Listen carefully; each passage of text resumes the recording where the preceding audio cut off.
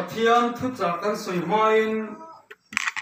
thu ma hruai toi te han kha kan ruwa hei kan sia theu angin biakin hongin engma chen chu kan in thom hei talowa sia wangin kan sia theu maya Pathian thu soi ria rea zai ria rea Pathian faka zai ria rea khotlang kan ram kan om tek maya mani mazon zona kan theyang angin kan plan ni berina langa chuti ro chuan then khatero chu hria wangin har satna na men lo an to ka thingna te an to boka kan khotlang ni ro chui Pathian bening na kan changa helai mun tangin thu cha wan na hun te kan la dei theya lo mom le in ka hria engkim minti saktu hi Pathian ani ti hi kan hria thar poi mo le mai tin thil pakhat kan soi du chu hei tung lain thalai te puan le kan soi du kan ya social media hi kan mang na sa le maya mitin na mobile phone hi abet to social media hi bet tat to ani lockdown nu pe hi chuan hria wanga lockdown nu pe hi chuan atangkaya mitin de thomai hian nei angai kan mang de vek maya mizo de po hian kum som por vel je chu mobile phone kan mer khia ta ani atangkaya nungna ti ol sama shripuikar a pe chuan na tho alo ti ol samen e maya office na tan kan manga zirna tan kan manga thil chi sang ti nan kan manga nei ma se chu ti lain mi tam takero chuan kan mang thiam lo le ina langa abi kin thalai te zinga mobile phone ti te social media an ti hi chuan huam za view maya heng Facebook WhatsApp kan an ti te Instagram Twitter kan an ti te le adang te tam tak kha tun lai khovel an chuan om towa mizo fa te poem kan mang na sari hi kan mang thiam lo khop maya poi le maya social media kan lu chil hian mitam tak chu kan phun na mun le kan an na mun ni ani de uringot maya midang te that lo na le in be na mun tu politics zona in be na le in ka na mun tu ranga hi mitam tak an om ani hi poi khop mai trangkai takle mason nakunga inkai thoina na man kan zero atul tak zeta khotlang tan ruang na le in mangai na ti tharnan man kan tum atul khom mai medini kan neya kan mang theya kan du zong kan tai theya right kan nei kan ti reng lai hian chung kan right kan dik na chan vo te chu kan man thiam lo chuan khotlang ta na poya chu ko ta na poya ki ma mi mal nun tan khan apoya ni ti hi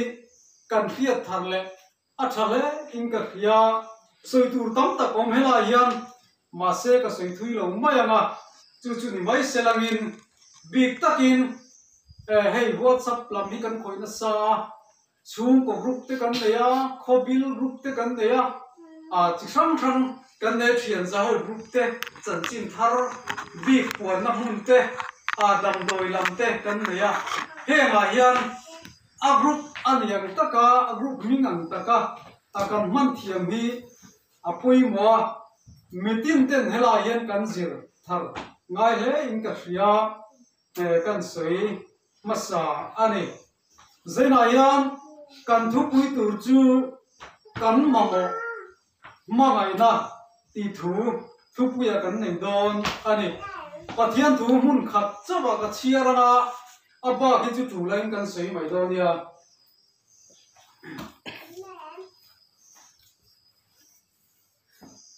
thu puan bung ni chang khata changa changa chiaranga thu puan bung ni chang khata changa changa FSC ko ne la thu cha FSC khuwa ko kan ho ki ko ne na chuan he ti hian zia pro aput ding lama arsi pasari kenga rang ka chak khon war da na pasar zinga ve khan hen thu hi se ni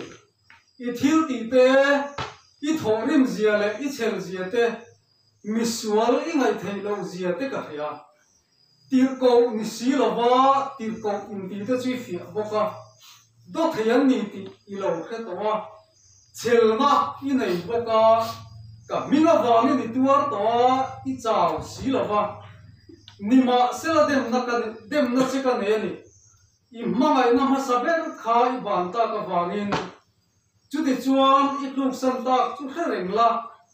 simin ati re thil ti te khan ti le ro chuti lo chuan I ne la kalong kalanga I sim lo zongin I khon war da na kha amuna ta ka sonam kan pathian tu chiar te lalpan man min som san ho se amen hei hilaya kan thu puin na thu puan bung ni chang khata changa kan chiara a history tam tak soi ka tum lova a rei lo zong in hun man ka tum dora pathian thu ka ding na lai PFC khok ran ho ne na thu cha ania FSC ko ran tong te hian a history ka soi dong lo ka ti kha thil ti thatam tak an ne ya ko ran ho lu ber lali suwa chuan an chan chin chiang takin a khiari a ko ran din ti ra changa he in larna zo hanan he na in larna zo hanan in larna mu khem bai hian mai lovin lali suwa hian until lo ti to zong kha chin chia veka ar veka chung jing a chuan thil ti thatam tak an ne ya an che che zong a hia lali suwa Krista ta nan thorin zia te an chel zia te misual te po an ngai thei lo zia te lali suwa na he chia re chu mai ni lovin zirtir na diklo an do da na te Krista wang an tuar na zong te po lali suwa hian am mai hau lo a he chiang em ani chu ma chuan lali suwa hian a fakani fakpo a mai ro chu thil pakhat poimo deu mai luk san an nei tat chu mangai na masaber ban san ta ani lali suwa hian ta yan chiang takin a soya thil thatam tak lo ti to ma sela tunan din huna chuan mangai na masaber kha an ban san ta awangin an simangaya warning a pe a vom khang hala an tile to lo ni chuan an simani chuan dali suwa lom dona ni ma sela I sim lo zongin inena kalanga an sim lo chuan dali suwa soi chu I khon bar da na kha amuna ta ka sona tene hei lali suwa na ai thu tak le mai an mangai na masaber an ban san hilali suan poia tia angai thu tak em mai thil thatam tak lo ti to ma sela Isu Krista tan hen tuar na sain chil takin lo tuar thin ma sela tin misual te po mai thei lovin thei to lo chho thin ma sela zule rui thei thil chek na ko ma po thanem lo ngai thin viau ma sela zirtir na diklo chi thang te po do dalin thanem ngai viau ma sela lali suan achin chia zinga pakhat poi tak mai chu mai na masaberan ban sanani chu chuan sim lowa atiran til tiang chian ti le lo chuan a khon war da na kha amuna ta ka sonam ati main mithiam da chuan an soya helai li suan a soi tumber nialang chu atira li suan mangayam khan an mai to lo ni thei tin chu mai po ni lovin an mani atira anin mangai na le anin lung ruang na ang china kha tunu na hena bo to nin an soi ani arin mangai tlan na te anin du sak ton na te anin lung ruang na te Krista wanga an thani manin ngai pui nang chi zong zong kha tu nu na hian a bo ta ni chu la li suan pui tiem ema isim lo chuan I khon var da na kha amuna ta ka sona ati mai ni FSC kho ko ran din mun te FSC kho din mun kan thir chuan an sim lo wa di mai the ni tu na hian khoro pui tak khati lai khoro pui tak lom chau na mun te sum do na mun pui te ni ma sela chir dum mun alo ni ta are pathian chu tu man mitin kan mu thei lo wa pathian kan mangai ni lali suai kan mangai ni ti alan na chu kan mi hing pui te an tat kan chen pui te kan mi hing pui te kan khuwa alang turan tat kan rama hian alang turani min pathian mangai wangin pathian ne na thila han pa takin direct in tu man thila pe theilo pathian mangai wangin pathian ne na tu ma han kal remote theilo mà se pathian kan mai na kan tilan na chu kan mi hring pui te zinga ane zohana le khathon pakhan na bungli chang som ni kan sia chuan min pathian ka mangai tin auna ho si sela ama chu ta thei amu thei ring auna ko mangai thei lo chuan min tu mai an hu ngai lo pathian chu tin ngen mangai thei te lulam ni ati mai mi thiam te chuan helaya mangai na FSC khuwa ina mai na an ban san zinga hian mangai na ina apen tel poim otak takan soi te chu heng te hi ni toi te kan soi te ang pakhat na chuan in rim na le lung ro na chu moi na ta ken tel chuan lo kha tham ta ni an ti tôi té tên soi mai ang soi tur tom ta kom lai apa ni na chuan an chak na tharang lam nu na an chak na le an thil ti theina ang chi kha an lo zo ta ni tin an soya tin a pathum na chuan an nun thiang lim na thuru ka chung re lam thiang lim na kha an lo zo ta lo tlang yam zo ta ani an tia tin chu ba ka chuan a pakhat le a chuan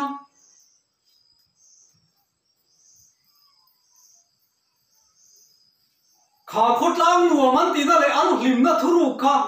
alo tlang yam ta thamwang ta ka in ngei ta ka an chen ho na ko ran khốt lang kha amang kha ni to lova alo tlang yam ta ani an tia he man ho ta ka wang yam thamwang ta ka zan lama an mu hing si thin te zin khowaring in lim ta ka kai tho le thin an kha an ni to lo an nu nan lo zo to sual na wang te chung ko har sat na wang ten zan mu thangam lo chung ko tam tak anom to ani an tia zin tho po lung ai da mai ni a chang chon mi then kan tan chon voina hi nge lo theng le don ka fa te ji ngai nge lo theng le don engoi ngen rui le don ra eng sual ngen ti le don mo ka tiang kha an na tam tak alo ta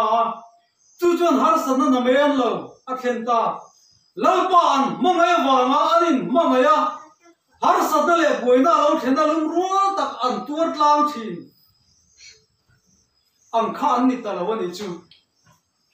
dem tu le phun chia na tu tem nga ta tiro oyen an khot lang society an ko khan lung ro na pum khat na ka chi do ta are ama chon an hun tom na zirim thun dom tak le pathian le mi hing pui soi lao ta ka an trong thin phim khur ta ka trong an trong thin te kan to lovin trong te po lo kha da zo ta ar hoina lama piang le thil mu lama piang ta ka ni le dot ani hiar lovin an ri pop zel mai ni an tia ni mi thiam te chuan chui zal tu te chuan thalo le mai ti ro mai na hasa ban san chuan pui tam ta ka khoi ani khot lang nu na ti chia ni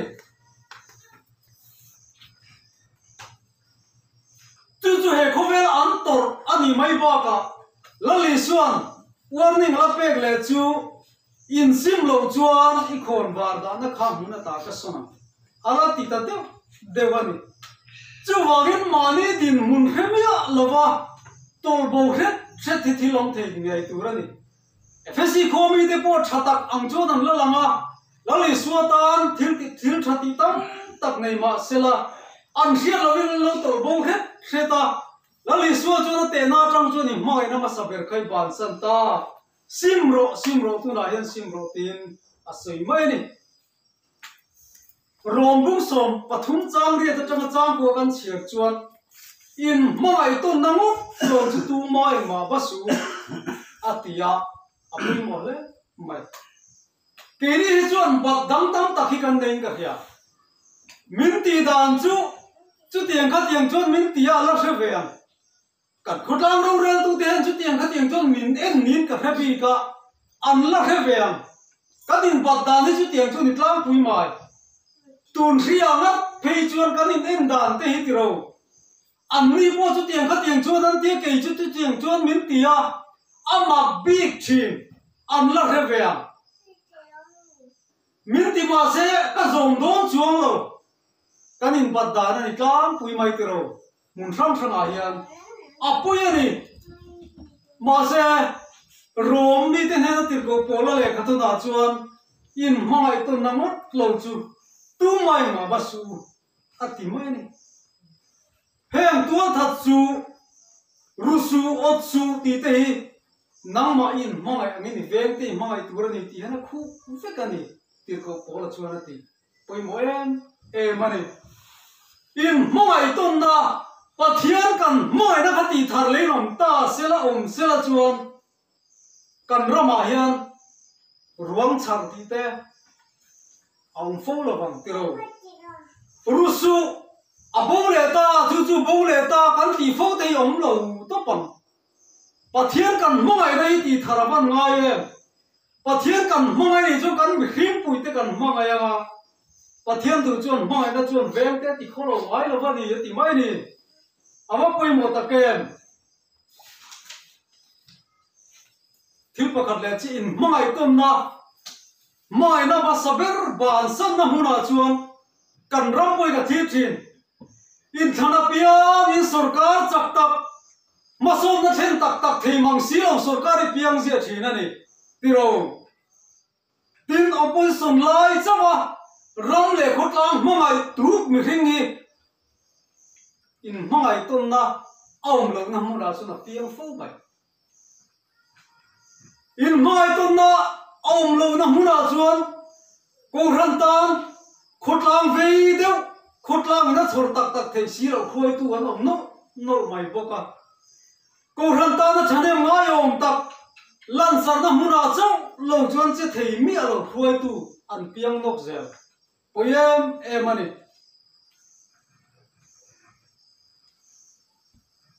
trung trai pe tak le ram tak niang alang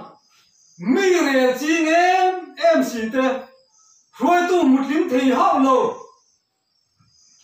engom le ka phun chia pe em tharau mi te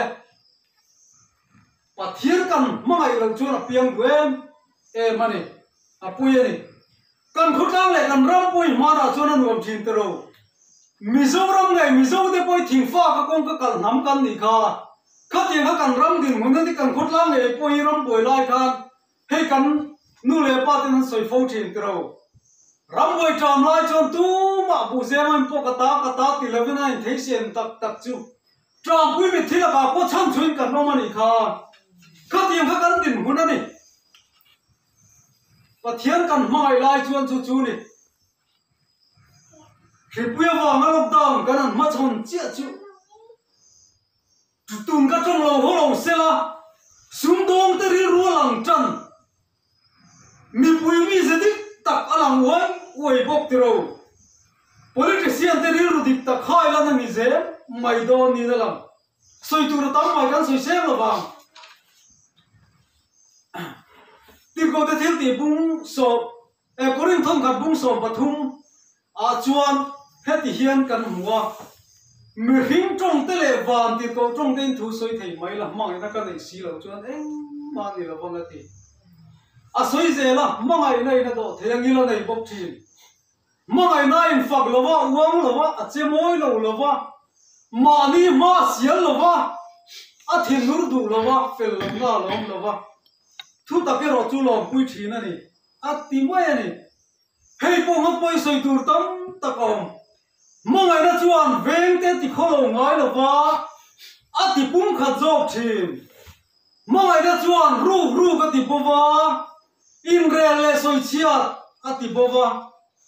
phun chia ain in tran pui ton na ro re tu te la ka phun chia le soi chia ta in tran pui ton na le in ti chak ton na mo asiam jok thin tai mak na le rin nom na asiama politics tu inu ti film the ni pathian mangai na chuan midang ngai poi lo fo thin mani ma sialo chu wangin mangai na hi alo wo poi mo em kan khotlam hian pathian kan mangai nai ti thar le ni sela ule naw kanin mangai na te ma na lung ruang ta ka kan che ngau thina vc in thana niamo mla in thana niamo chumi chu tiango kan ti na bo ro kan te kha chu tu lai kho ve lan thei vek to lo ma sela a che the yang bera in pu thin na le in vuak thin nang chi te chu he mo ai na hina ti bo don ani mo a to bera chuan kan soi kim seng don chuang lo wa kan ram le khot lang hian kan ma mo ber chu mo ai na hi lo ni tunai din mun har sa le khit kha zo ka po hian omila ati ra kan thil ti kha kan ti le mai na masa ber khai ban ta ka wangin tia la li so lung oi lo nei athara kan khiata kanin lung ruala kanin mai le kanin du saktom phot chuan pathian mal so na thar kan chang nge yanga tunai har sa na le mangan tha khipuya wangin na mo chian na dama wangin na mo lo ompo ni sela kan tuar kho chuak thei nge an pathian chan pui na in chu wangin lalei suan fsc kho ko ra do ne na thil tha tam tak lo ti toin chan chin tha tam tak lo nei to ma sela tun huna khati hun la ya lalei suang ai poi mo ber le voin theng pua lalei suang ai poi mo ber mo ngai na masa ber an ban san ta ka wangin fsc khuwa chu chi du ma lo chang zo ta ani chu wang chuan kan ram po kan khotlang po hian chu atharin hria ila kanin lung ruang na te kanin mangai thin na te kanin du sak ton thin na te riru thiang lim kan pu thin na te ang kha ti thar leila har sad na kara po pathian mal so na thar kan chang ze lang lalpan kan thu soite kan jatan mal min som sak ro se